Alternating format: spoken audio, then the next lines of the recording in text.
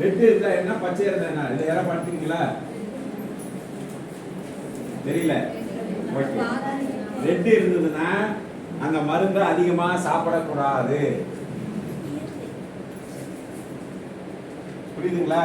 அந்த மருந்து பக்க விளைவு உள்ளது, இந்த நோய்க்கான மருந்து அது, அதை ரெகுலரா நாம சாப்பிடக்கூடாது.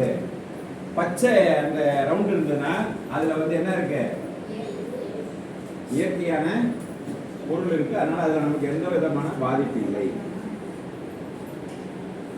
அடுத்தது என்னன்னு கேட்டா, போலியான மருந்து விற்பனை செய்யறாங்க. இப்ப என்னன்னு கேட்டா, ஒரு டூப்ளிகேட் உண்டு, ஒரிஜினல் ஒன்று இருக்குன்னா டூப்ளிகேட் ஒன்று உண்டு. அந்த மருந்து டூப்ளிகேட் தெரிஞ்சதுன்னா நாம என்ன பண்ணலாம், நீதிமன்றம் போய் வழக்கு சொல்லலாம் சட்டப்படி. இந்த இந்திய மருத்துவ சட்டம் 1956, இது 1956. நாம இந்த புகாரை கொடுத்து விட்டு அந்த கடையினுடைய உரிமத்தை ரத்து செய்வதற்கு நமக்கு உரிமை இல்லை, அதிகாரிக்கு உரிமை உண்டு. நம்ம புகாரின் அடிப்படையில் சம்பந்தப்பட்ட கடைக்கு அங்கீகாரத்தை ரத்து செய்யற உரிமை அதிகாரிக்கு உண்டு. யாருடைய புகார்ல?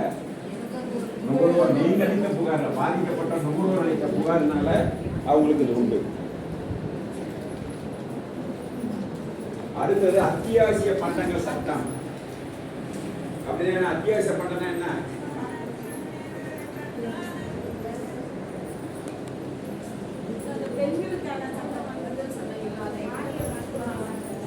பாலியல் வன்முறை.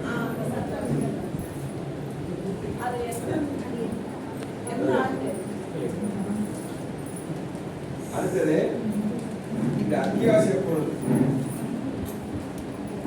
அத்தியாவசிய பொருள் என்ன சொல்லுங்க?